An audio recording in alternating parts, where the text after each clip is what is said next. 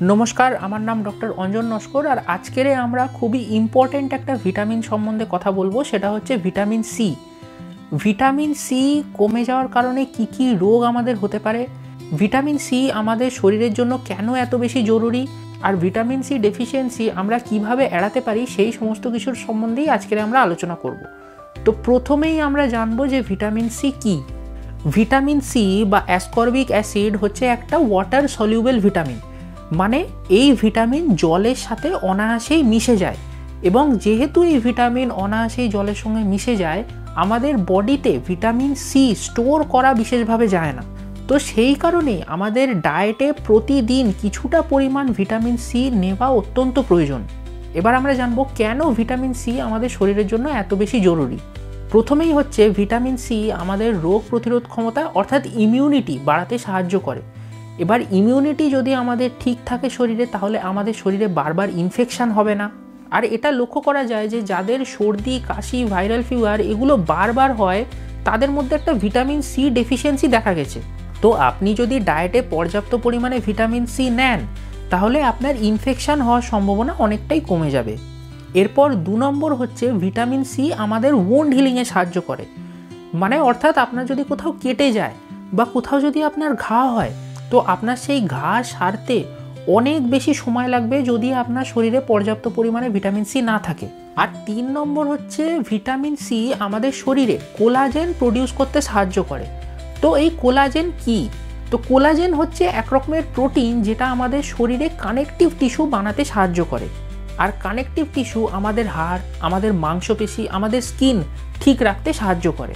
তো সঠিক পরিমাণে শরীরে কোলাজেন তৈরি হওয়া অত্যন্ত প্রয়োজন। আর কোলাজেন তৈরি করার জন্য শরীরে ভিটামিন সি পর্যাপ্ত পরিমাণে থাকা খুবই প্রয়োজন।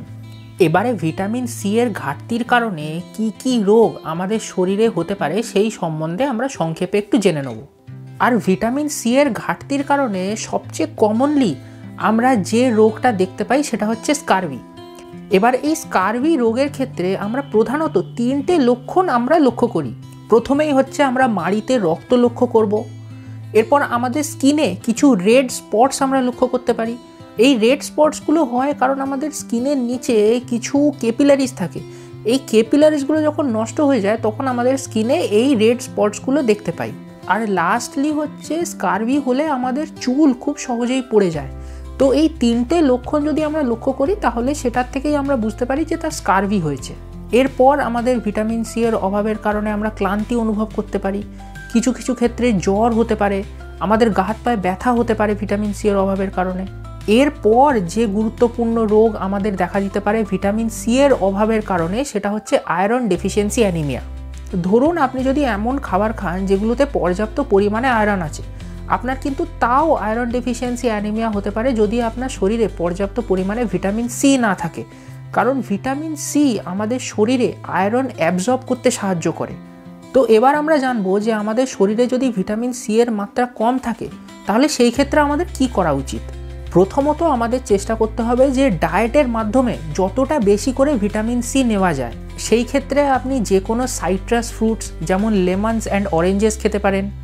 এছাড়াও আপনি পেয়ারা, আমলা এবং স্ট্রবেরিজও খেতে পারেন, ভিটামিন সি এর ভালো সোর্স এগুলো।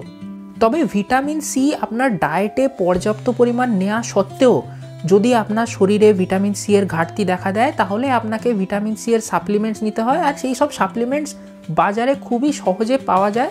আপনাকে আপনার ডাক্তারবাবুর পরামর্শ নিয়ে সেই সব ভিটামিন সি সাপ্লিমেন্টস আপনাকে নেওয়া শুরু করতে হবে। তো ভিটামিন সি সম্বন্ধে এই ভিডিও আজ এই পর্যন্তই। এই ভিডিও সম্বন্ধে আপনার কি মতামত সেটা কমেন্টের মাধ্যমে জানাতে পারেন। এই ভিডিও যদি আপনার ভালো লেগে থাকে, তাহলে ভিডিওটিকে লাইক এবং চ্যানেলটিকে সাবস্ক্রাইব করে পাশে থাকবেন। ধন্যবাদ।